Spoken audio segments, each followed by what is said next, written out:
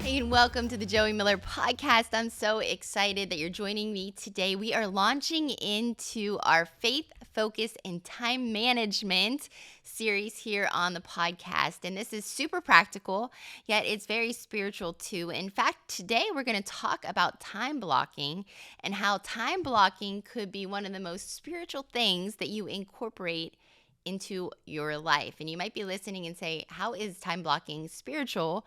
So glad you asked. We're going to jump into it. And, time blocking and time management and habits and routines and all those things, I used to think they were just for someone who was in the business world or a CEO. I'm in ministry. It doesn't really have to do with me. Or maybe when I was home with my kids, I was like one day. But time blocking and time management is something that you can incorporate in any season of your life. And it actually brings a whole new capacity to what you're doing. And so we're going to jump in today. And I want to remind you this: if you don't take control of your time will take control of you. And I remember seasons of my life, and even now, if I get out of routine or out of rhythm, it feels like I'm living my life like reactive, like three steps behind everything and everyone. And I remember waking up morning after morning, and I could feel God like calling me to spend more time with him and to start studying more. And I would have all of these high intentions of cleaning my house, getting my house in order, spending more time with the kids, cooking healthy. And it was such a frustration because I just felt like my time was not my own. I wasn't in control of how I spent my time. I'd wake up and already people would need stuff from me. And I don't know about you, but that's not a great feeling to wake up feeling like you're already failing or already there's a draw on you from the moment that you wake up. And so Ephesians 5:16 says this: redeem the time because the days are evil. And the Bible talks a lot about time. I'm going to refer to a couple verses over this series, but redeeming the time because the days are evil. And what's that verse really saying to us? It's saying that we are in charge of maximizing our time. We're in charge of how we spend our 24 hours. The truth is, everybody has an equal playing ground. We all have 24 hours in every day of our life. There's nothing you can do to add to those hours, and you don't take them away, but how you spend them is different for every person, and how you spend them determines if you're going to maximize your impact on this earth. And John Maxwell says this: he says, show me your calendar and I'll show you your future. Your success is hidden in your daily routine. And I want to pause for a second, and I want to define the word success, because success is different for each and every one of us. You might be checked out because you're like, I don't really care right now about success. I just want to survive. Maybe you're at home with like multiple kids that are still young and you're like, success is just like survival. I want you to stop, and I want you to take a minute. Even if you're watching this, you can hit pause or go back after the podcast. And I want you to take a second and define success in accordance to the season that you're in. And I want you to put down some real markers that you're like, you know what, this would be success in this season. For some of you, like I said, it's not, reading through the Bible in a year. It's hey, I'm reading one verse a day. It's getting to plan a healthy dinner for my family. It's whatever that is. I want you to define that word success. And time blocking, it helps you to schedule on purpose so that you're in control of your schedule. Your schedule's not in control of you. You're not living in a reactive mode all day long. And so I want to talk for a second about why time blocking matters and why it is spiritual. Time blocking is spiritual because it has to deal with stewardship. The Bible calls us to be good stewards of every area of our life that are given to us. When you woke up this morning, the fact that you have breath in your lungs, that you're healthy, that you could get out of bed, that is a gift. And we're responsible of how we steward the gift in the time that God has given us. And we can either be super wasteful with it. We can sleep our life away. In fact, I was just reading an article about Gen Z and how they are falling prey to what is called phone rot. And maybe you're watching and you're like, I'm not Gen Z, but that's definitely can creep into my life. And I have lots of Gen Zers in my house, and I definitely could see where that article came from. The fact that they just lay in their bed all day and they just scroll through TikTok. They just watch different things on Instagram. They get sucked into reels. And it's just phone rot, that they're not doing anything productive with the hours that God has given them. They're laying in bed all comfy and cozy with their phone. And I thought about that and I thought, wow, like I definitely can see how I can waste my time if I'm not careful. And it causes us to live with a conviction on how we're actually utilizing and spending our time. Now, I'm not saying you can't binge watch your favorite show or have time that you let down and relax, because we are human, and there's an element of rest. And I talk about rest very candidly that we need. But I want to talk about not wasting the time that God has given us, because all that we have on this side of eternity is time. It's but a short time. It's like a breath, just a vapor, the Bible calls it, that we have here. And what we do here is going to determine how we spend all of eternity. And so when you understand that and the importance and the weightiness of time, and that it's a stewardship principle, time is kingdom currency. You can either waste it or you can invest it. And so I want to invest my time in the right ways, and you probably do too. And it can be hard balancing all the things: leadership, calling, education, family, cleaning your house. Like all of the weights and hats that a woman wears is it can be daunting. And we're just talking about, the traditional responsibilities of a woman. And I was thinking the other day, and I had to catch and steward my heart, because I was like, wow, like, I'm so thankful that I get to have my family and all the blessings, but quickly my attitude can shift towards nobody else does anything in this house. Like I do everything. And if we're not careful, we can take all of the hats that we wear and all the blessings, and they can quickly become a burden to us. Because the moment I know I'm feeling like things are expected of me, or that there's an unhealthy demand on me, I start to go from doing it with a happy heart and gratitude to becoming bitter and becoming upset that I have to do these things. And, I don't want to live a life where everyone around me, my family, sees me is always mad or cranky or upset. I want them to see that, not that you're not going to have a day, but my lifestyle is that of joy and peace and gratitude and serving the Lord and serving the family. And time blocking is a way to set up my life that I don't feel out of control as a woman. I don't feel like I have no say over my day. And so we're going to talk about this on a practical way, because there are a lot of demands on you as you're listening to this as a woman, especially if you have multiple roles. Maybe you're a working mom and then you come home and you're mom. Maybe you're a stay-at-home mom, and it just feels like your day is just one long to-do list, and then it's just repeat the next day. Time blocking will help you find purpose if that is you in that season. If you're the mom that's working and then comes home, time blocking is going to help you prioritize the right things, so you don't feel like your family is always on the back burner. And so we're going to dive into some practical ways, and we're going to debunk some myths about time blocking. And I want to remind you of this quote. It's so good. I had it written down, and I live by this. If it's not on your calendar, it won't get done. In fact, if somebody says something to me, I'm like, well, is it in my planner? And I'll go to my planner and I'll say, okay, if it's in my planner, I believe you that that's where I have to be. If it's not in my planner, I'm probably not going to believe you. And so I just live by that. I've become very routine in even utilizing a planner, and that could be a different topic for a different time. But planners are a great way to utilize time blocking. And so, all high achievers have found this to be a habit or a lifestyle that they have slipped into. And so, I was just having a conversation this week with somebody, and they said, I want your advice on this. They said, I know you went back to school, had a family, were balancing ministry, all of the things. How did you do it? How did you have time for it? And I looked at them and I said, well, that is so funny, because now that I'm thinking back, I don't know. I don't know how I made time for it, but I did a day at a time. And I really believe it was from time blocking.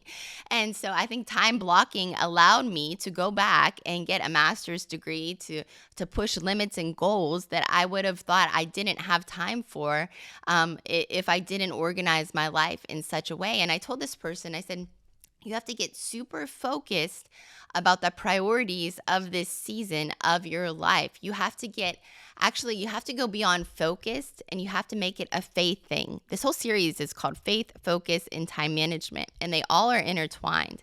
And I said, you have to get super clear about your top 3 priorities in this season, and you time block everything around those priorities.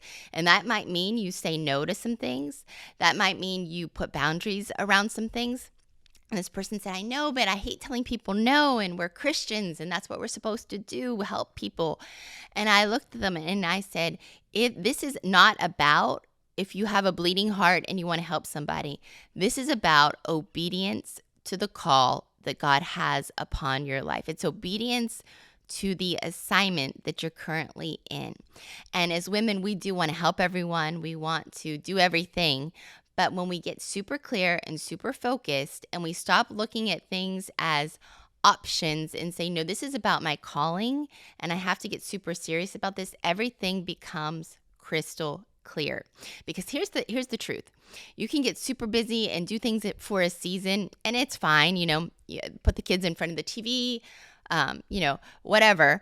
But if it becomes a pattern or a lifestyle, it becomes a problem.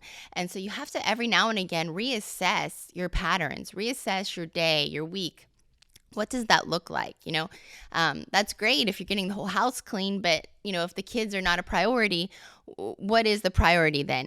And so really weighing your schedule against your values and your priorities is so, so important. So we're going to talk about some struggles that we might have with time blocking.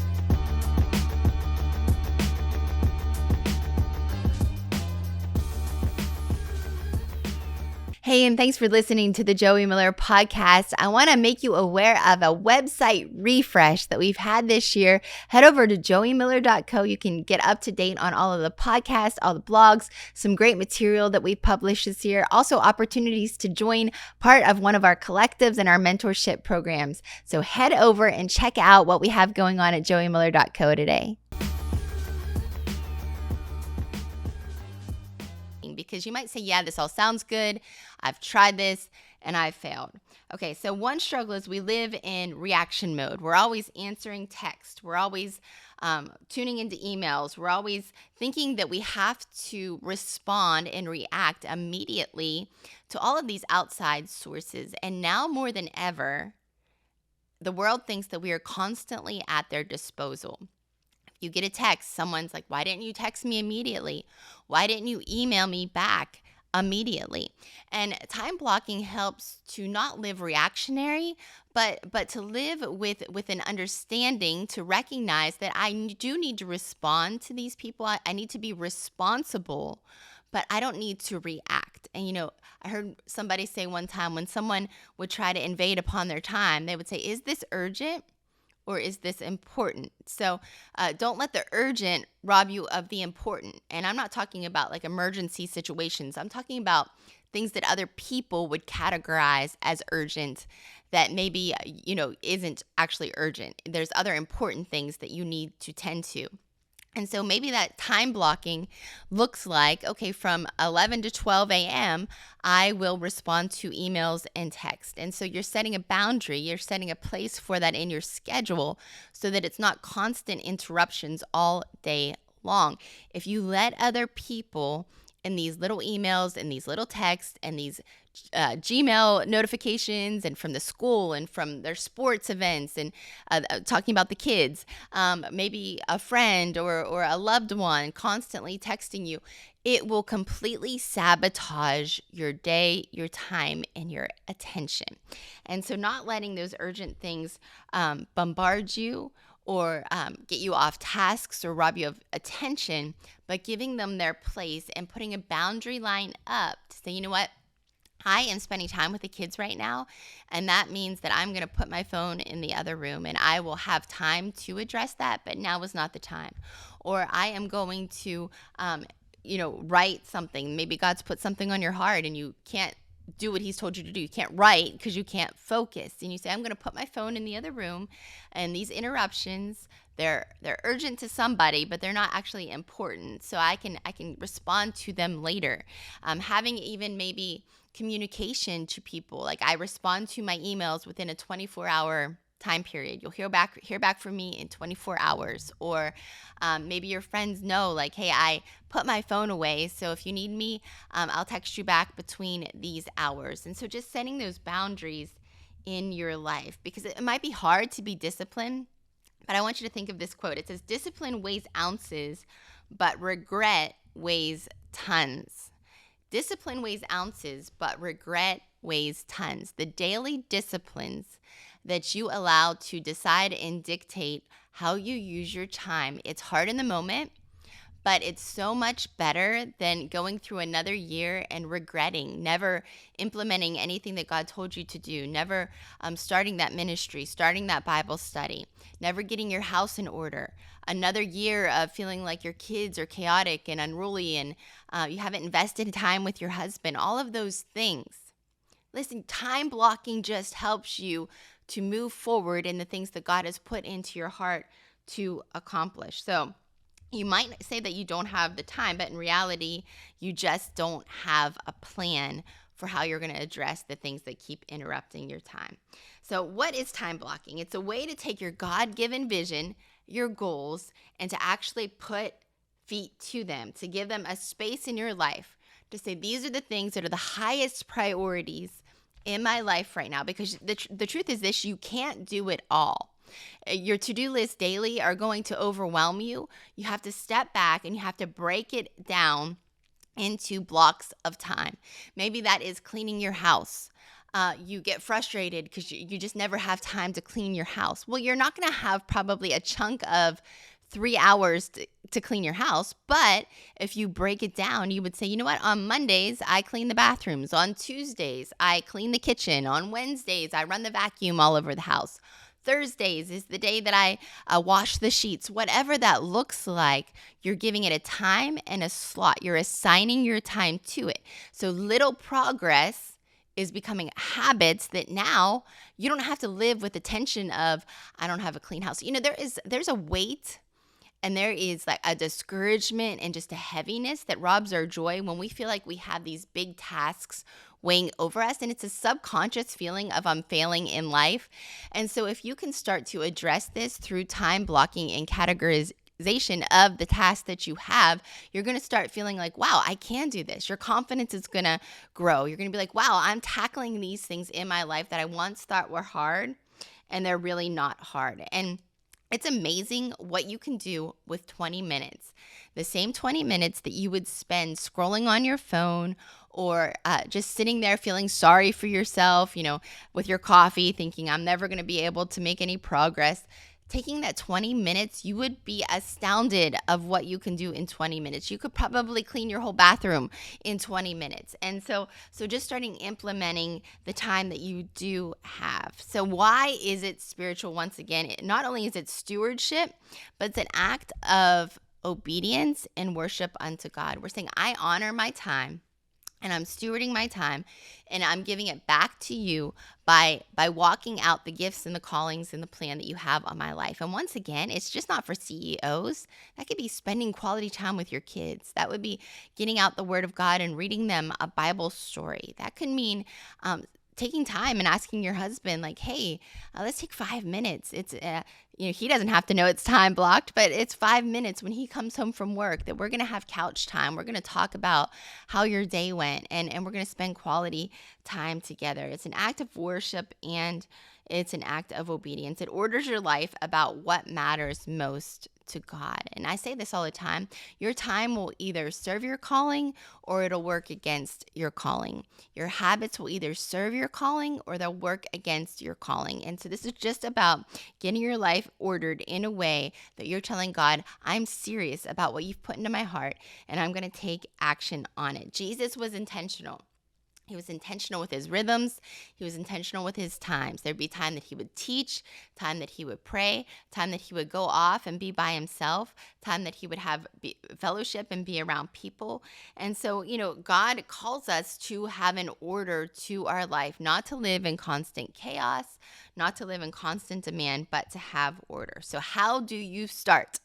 Time blocking 101. How can I start? I would say write down 3 priorities that are important to you in this season, along with defining what the word success means for you right now. Not 5 years down the road, because that's going to overwhelm you. If you feel like success means starting a business 5 years down the road and you're in a season where you have babies at home, you're going to be frustrated. You're going to feel overwhelmed. You're going to feel like you can't get anywhere. What does success look like, and what are your priorities, top 3 in this season? Pick your non-negotiables. What does that look like? As a believer, your non-negotiables should be spending time with the Lord, spending time in the Bible, in prayer. That can mean writing down your goals daily. That can mean exercise and family time, the things that are non-negotiables in your week or your day. And then assign them slots. Put them in your planner if you have a planner. Put them in your phone if you use an electric planner. If you look at my planner, you see early in the morning, I write it down. Even though I know I'm going to do it, I write it down, my time that I'm going to be spending in the Bible, in the Word, praying, because it is an appointment. I'm going to look at it like a meeting now that I don't want to miss. Plus, if you're like me and you are addicted to checking things off, it's a great motivator. And when I'm done, I cross it off. Not that it's a to-do list item, but it's an appointment that I have kept, and I am showing progress in my day. And so you can just go down the list, and there's something very confidence building about crossing those things off to say, I'm doing it. So put the non-negotiables in, and then put the things in your week that are the rhythms, the things that you feel like you don't have a choice over. Maybe that's soccer practice on Tuesdays and Thursdays. Maybe that's Bible study on Wednesday nights or Tuesday mornings. Start to put the things that are rhythms into your time blocking schedule, and then you just keep building upon it. You could say, okay, here's a slot I can clean every day. So really bringing some definition and clarity and thinking about your time. When you're reactive with your time, you don't have time to think about it. How would I want to spend my day? What would be productive? You don't have a minute to think about it. There's just draws and demands on you. When you bring order to the chaos, then you're saying, okay, now I can order my time in a way that I want to spend my time on. So assign the slots, and then protect those slots, like I said, throughout the day, like they are meetings that you have to keep. If you had to cancel a meeting with your boss, how would you address it? You would reschedule. So, think about if you have to cancel the time that you clean the bathroom, well, immediately just reassign it. Don't feel like you failed and it's never going to work. It's not, perfection isn't the goal. It's consistency is the goal. And so being consistent as much as you can is so important. Well, we're going to close it out. We're going to bring it to a landing on time blocking today. I could talk about this all day long. It's just been such a life hack that has created capacity, allowed me to create systems, and truly bring order to what can feel very chaotic in life at times. So I want to read Psalm 90:12. It says, "Teach us to number our days, that we may gain a heart of wisdom." Teach us to number our days. Teach us to be serious about the time so that we can be wise in how we spend it. Time blocking, it's not just about productivity. It's about becoming the woman of God that He has called you to be.